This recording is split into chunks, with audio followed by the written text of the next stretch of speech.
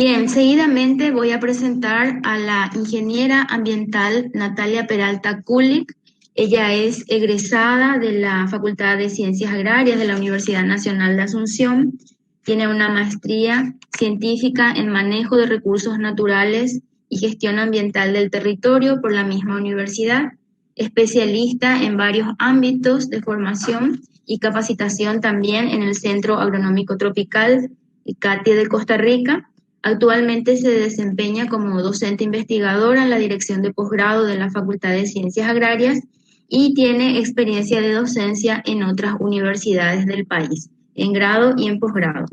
Natalia nos va a estar comentando un avance en los aspectos metodológicos, que ya es una pregunta que hizo un participante. El tema es método de valoración contingente, justamente avances en Paraguay. Adelante, Natalia. Bueno, muy buenos días para todos. Muchas gracias, profesora, por la introducción. Y a continuación vamos a ver el método de valoración contingente y específicamente cómo venimos trabajando actualmente en Paraguay con este método. Bueno, como ya se desarrolló bastante bien el concepto de servicio ecosistémico, solamente mencionar que son todos los beneficios que obtenemos de los ecosistemas, ¿verdad? Ya sea de forma directa o indirecta, es entonces lo que se conoce como servicios de los ecosistemas o servicios ecosistémicos. Y el problema es que la producción de estos servicios se está viendo amenazada, ¿verdad? Cada vez más, principalmente los ecosistemas forestales, están siendo degradados, fragmentados, lo que repercute en la producción de estos servicios. Y el problema es que en muchos casos no se tiene en cuenta el valor de estos bienes y servicios a la hora de tomar decisiones políticas. Y la valoración económica ambiental lo que pretende es revertir esta tendencia, facilitando información en un lenguaje que los actores puedan realizar comparaciones e incluir esos valores en la toma de decisiones. Y ese lenguaje es en términos monetarios. Y bueno, este modelo se elige principalmente por su flexibilidad para adaptarse a situaciones hipotéticas en donde el servicio ecosistémico que queremos valorar no cuenta con un mercado definido, como es el caso, por ejemplo, de los servicios recreativos, de las áreas verdes urbanas que, por ejemplo, no cuentan con una tarifa de acceso, o, por ejemplo, los servicios de regulación hídrica que no cuentan con un mercado definido, es decir, no se transan en los mercados tradicionales. Y el método de valoración contingente utiliza una encuesta para obtener las preferencias de los consumidores por ese bien o servicio. Y esto se hace a través de la creación de un mercado hipotético donde los consumidores tienen la oportunidad de comprar, ¿verdad?, hipotéticamente la mejora en ese bien o servicio.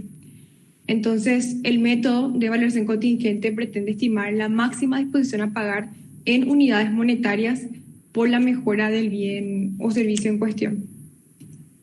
Existen principalmente dos modelos de análisis utilizados en este método.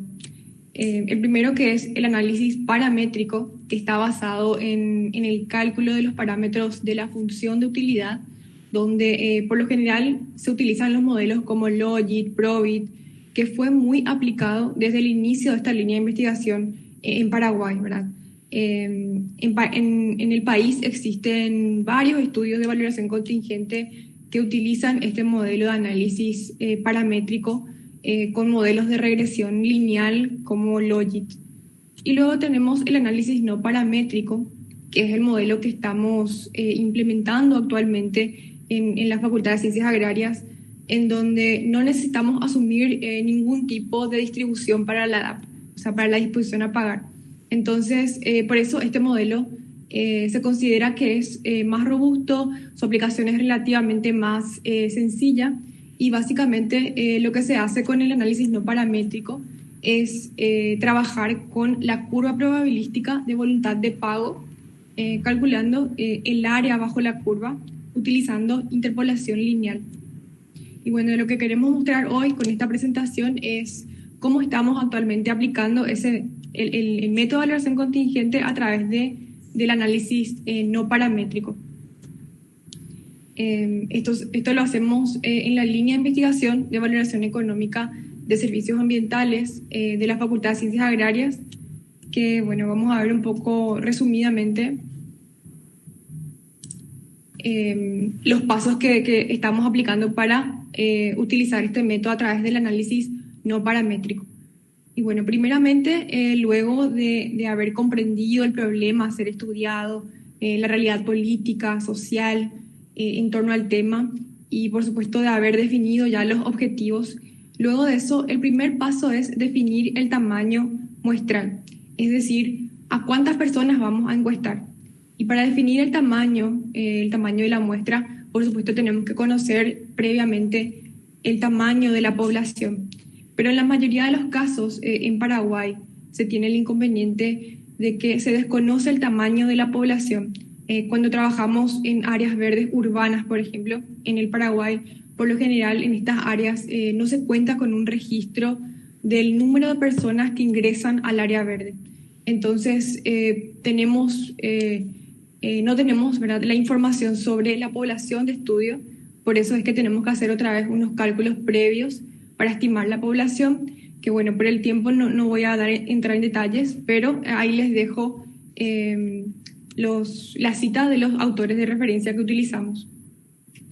Y bueno, luego pasamos a diseñar la encuesta. Y este es uno de los pasos más importantes para los estudios de valoración contingente, ¿verdad? Así como menciona el doctor Alpizar, ¿verdad? El éxito o el fracaso de los estudios de valoración contingente en gran medida están determinados por el diseño y la preparación de la encuesta.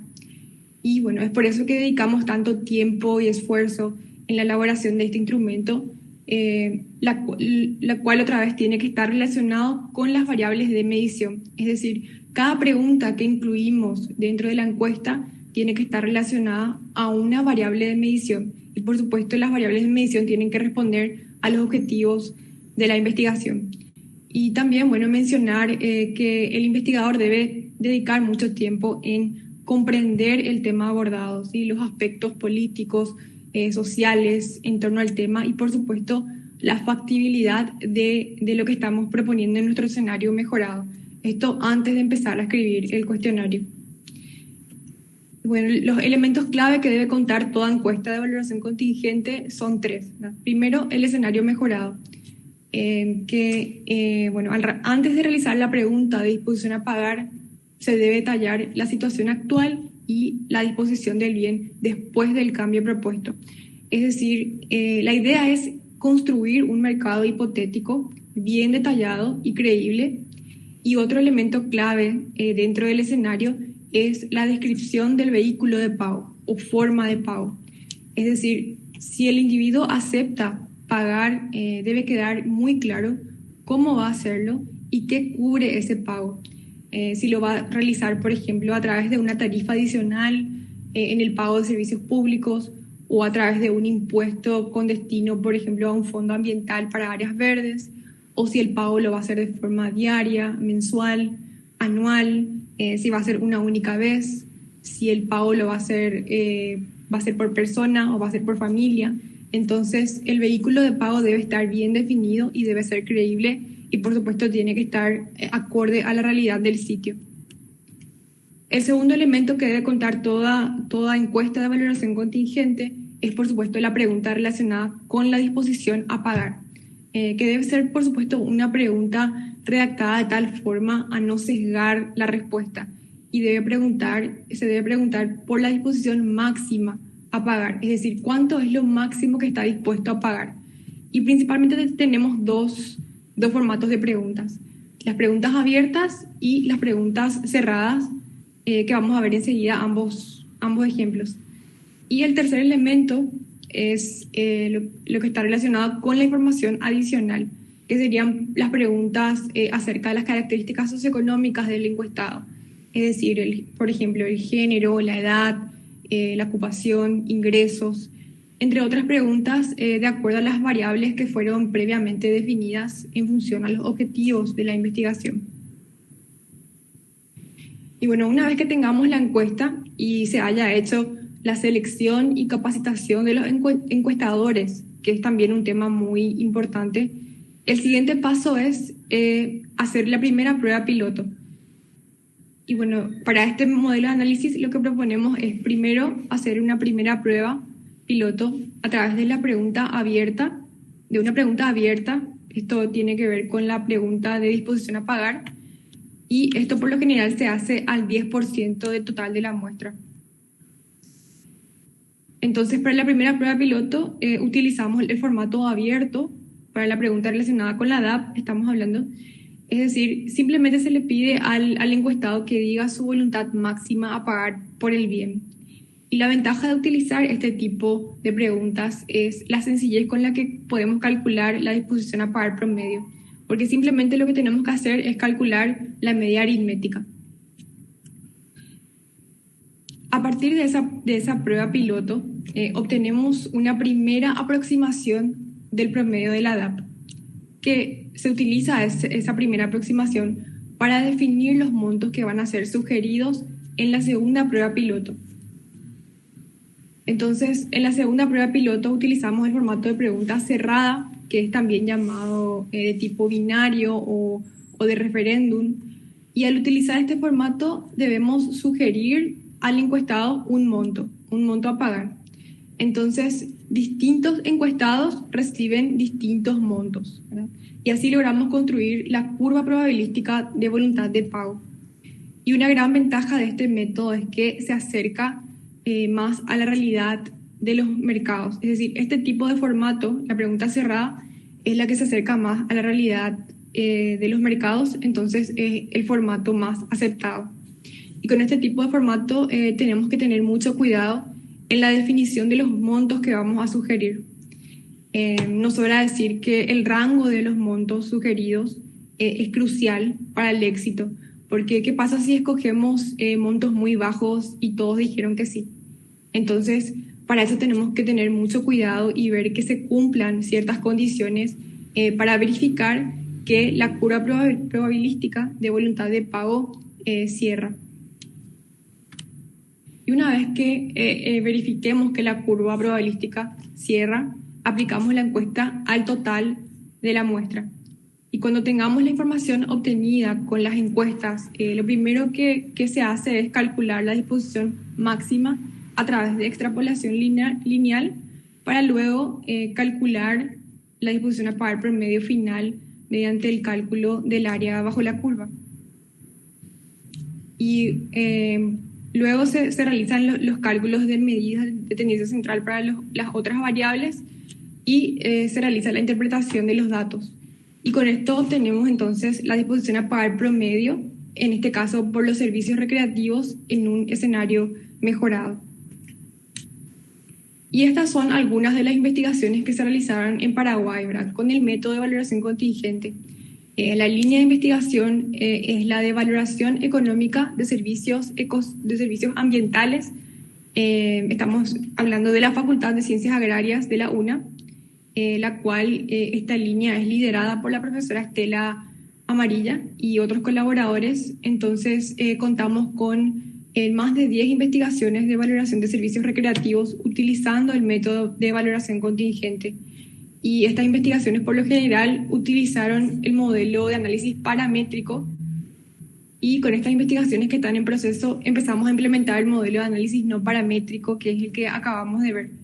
Y bueno, varias de estas investigaciones están en proceso de edición y ya a punto de culminar. Y respondiendo un poco a la pregunta que estaban haciendo, uno de los métodos más aplicados en la línea de investigación de valoración económica es justamente el método de valoración contingente. Bueno, rápidamente, algunas conclusiones que no quiero dejar de mencionar, ¿verdad? Primero, que sí es posible obtener información robusta, es decir, de calidad y relevante para la toma de decisiones políticas a partir de estudios de valoración contingente, pero siempre que estos estudios estén bien diseñados y, por supuesto, bien ejecutados, ¿verdad? Porque es bien sabido que existe una explosión de estudios de valoración contingente para valorar los servicios ecosistémicos, pero muchos de ellos son poco confiables, ¿verdad? Entonces, se debe mejorar la calidad de esos estudios, por sobre todo en los países en desarrollo.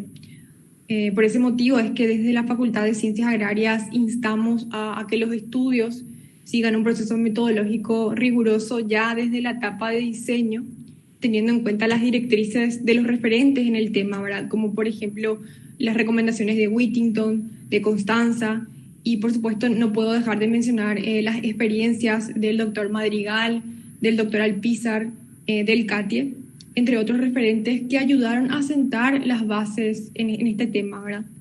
Y segundo, bueno, que a pesar de que hemos tenido notables avances, ¿verdad? Ningún método es perfecto. Los valores calculados de los bienes y servicios ambientales, principalmente los que no son transados en el mercado, siguen siendo aproximaciones. Y estos valores deben ser considerados como referenciales. Y eso es algo que siempre hacemos énfasis con la profesora Estela, ¿verdad? Que siempre se debe tratar de considerar la gama completa de servicios ecosistémicos. Porque, por dar un ejemplo, ¿verdad? Centrarse solo en el servicio de secuestro de carbono puede reducir el valor general de la gama completa de servicios ecosistémicos de ese sitio en particular. Entonces, debemos intentar incluir todos los componentes del BET, es decir, del valor económico total, tanto los valores de uso como los valores de no uso.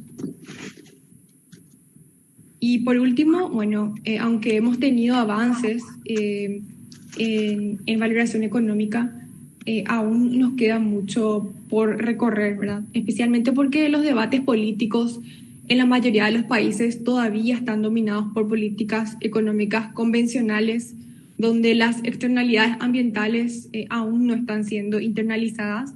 Y ahí tenemos el gran desafío de cómo incluir los resultados de valoración económica dentro de los procesos de toma de decisiones.